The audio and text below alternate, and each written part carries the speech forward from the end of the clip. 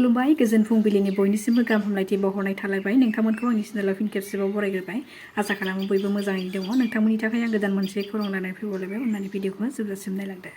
बावैसो सान सिगां सासे बर' सेंग्रा प्रियजान दैमारिखौ बुनाय सानै दायनिगिरिफोरनि मादाव पंखिराज दैमारिखौ एपिबि एबा गोदानै दाजानाय राजखान्थि हान्जानि सोद्रोमा बुंनायनि सायाव फिननाय होफिनदों एपिबिनि सोद्रोमाफ्रा।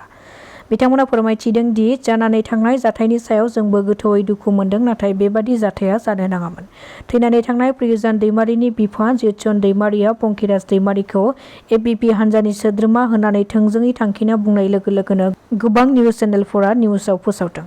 नाथाय बिथांमोना बेखौ फोसावनायनि सिगां पंखिराज दैमारिया थारैनो जोंनि हान्जानि सोद्रोमा नंमारगौना नंमारा बेखौ सुलाद लानो नांगौमोन नाथाय बिथांमोना जेबो सोङाबालानो नंखाय खौरां फोसावनायखौ नुनो मोननाय जादों। पंखिराज दैमारिया जोंनि हान्जानि सोद्रोमा नङा। जाय निउज पर्टेलफोरा बे खौरांखौ फोसावदों बेयो सैथो नङा आरो बेखायनो जों खावलायदों जाहाथे इयुनाव सोरनिबा बुंनाय खोथाफोरखौ खोनानानै मिडियाफोरनि गेजेराव जाहाथे नंखाय खौरां बा बाथ्राफोरखौ फोसावा आरो फोसावनानै जाहाथे समाजनि गेजेराव गुलाय गुजाय असान्थि थासारि लाबोआ बेनि थाखाय गोदानै दाजानाय राजखान्थि हान्जाया खावलायहरदों। आरो दिनैनि सानाव राजखान्थि हान्जानि मुंखौ गाज्रि खालामनो थाखाय गोबां बिथिङाव सोरबा सुबुङा नाजाबाय थायो बेखायनो नंखाय खौरां फोसावनायनिफ्राय खौरांगिरिफ्रा गोजानाव थानो नांगौ होननानै बुंथियो बिथांमोना। गुवाहाटी सानमारि पुलिसनि जेयाव नांदों साब्रै सिखावनि हान्जाया।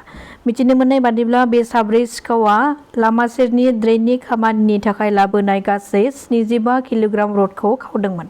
नाथाय पुलिसनि गोख्रों सिग्रोमनायनि गेजेरजों बिसोर साब्रै सिखावखौ हमनो हायो। हमजानाय साब्रै सिखावफोरखौ सानिदुल इस्लाम, निजाम आली, उद्दब आली आरो मनबर हुसेन होननानै सिनायथि होदों। इउपिपिएल लाइमोन गांखंनि बानजायनायाव मैया लाइमोनफोरनि थाखाय बड'लेण्ड ड्राग्स उदां मोन्थोरजों माराथन खारनाय बादायलायनाय हाबाफारि बानजायदों।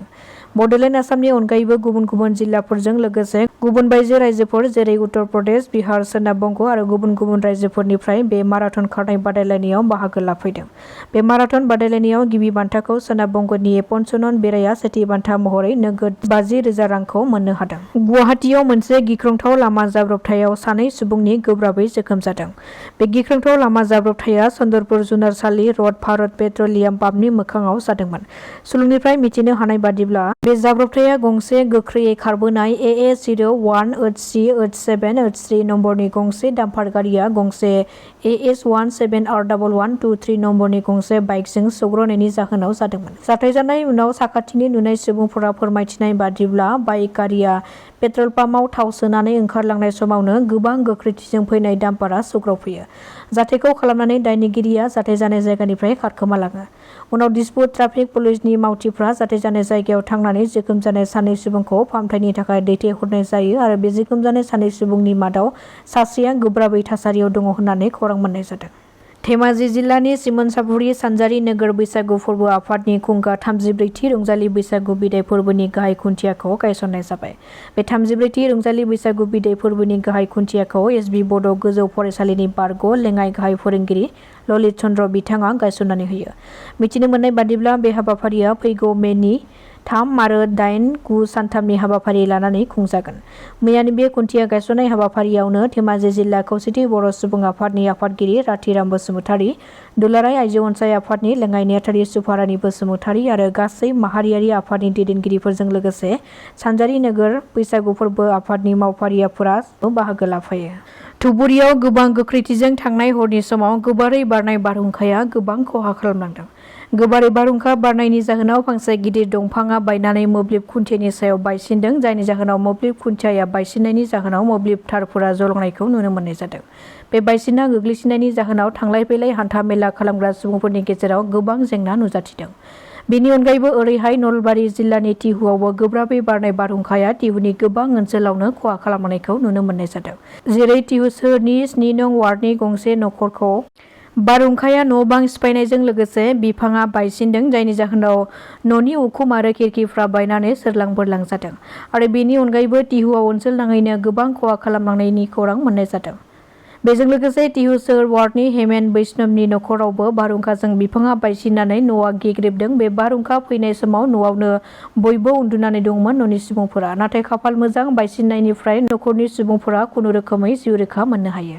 बर'नि फावखुंगुर रबि नार्जारिनि आंगो बिसि इसा बसुमतारिया पन्चायतनि बिसायख'थियाव उदां बिजाथि महरै गसंदों। सनापुर पन्चायतनि सिङाव थानाय 4 नं वार्डनि थाराइबारि गामिनि फावखुंगुर रबि नार्जारिनि बिसि इसा बसुमतारिया बिसायख'थिनि सिगांनो रायजो राजाफोरनि फोथायनायखौ लाखिनायखौ नुनो मोननाय जादों।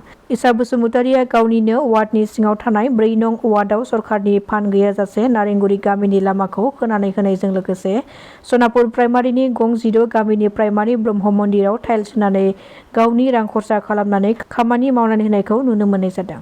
इसा बसुमतारिनि बेबादि खामानि मावनानै होनायखौ नुनानै रायजो राजाफ्रा गोजोननायखौ फोरमायदों। लखिमपुरनि बिहुपुरियायाव थांनाय हरनि समाव सिनाय मोनै दुथां सुबुंफोरा सासे सुबुंनि नखरनि माइ बाख्रिजों लोगोसे मोसौ बोरमा दोनग्रा न'खौ सावनानै गालांदों। जायनि जाहोनाव माइ बाख्रियाव थानाय गोबां माइफोरा खामनानै सेवहांगार जादों। बे जाथायखौ लानानै नखरनि सुबुंफ्रा गोथौयै दुखु मोननाय फोरमायनायजों लोगोसेनो सोरबा सावनानै गालांनायनि सन्देह खालामदों। मानोना माइ बाख्रियाव कारेन्टजोंबो सर्ट सार्किट जाथावना जेबो मोब्लिब थारबोनाय गैयामोन। लखिमपुर जिल्लानि सरहानि मुंनि गामियाव सोमजिदों बे दुखुनांथाव जाथाया।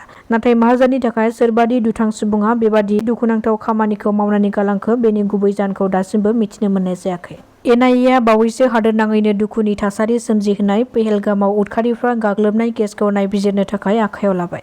फोरमायथिनो गोनांदि मिरुनि नखर बिफाननि बिथोननि सायाव गोख्रों खामानि मावनानै एनआइएआ गिख्रंथाव गाग्लोबनायनि सायाव नायबिजिरनायखौ जागायदों। बे समाव एनआइएनि मोनसे हानजाया जाथाय जानाय जायगायाव थांनानै सासे इन्सपेक्टर जेनेरेल आरो सासे लेङाइ नायदिंगिरि आरो सासे पुलिस सामलायगिरिजों नायगिदिंजानाय एनआइएनि हानजाया उदखारिफ्रा गाग्लोबनाय जाथायखौ नुनाय सुबुंफोरनिफ्राय सोंथि खालामगासिनो दङ होननानै खौरां मोननाय जादों। हादोरनि बेरेखा बा पाकिस्तानखौ मदद होग्रा सुबुंफोरखौ संदाननानै हमबाय थानायनि गेजेरावनो फिन आरोबाव पाकिस्तानखौ मदद खालामनायाव पस्ट होनायखौ शेयार खालामनानै सासे सेंग्राखौ हमदों पुलिसआ। सुलुंनिफ्राय मिथिनो हानाय बादिब्ला हमजानाय सेंग्राखौ तामुलपुर जिल्ला भारत भुटान सिमा एनके दारांगानि ताहिब आली होननानै सिनायथिनो हादों। दासिमनि रादाबा एसेनोसै। गोजोन्थों।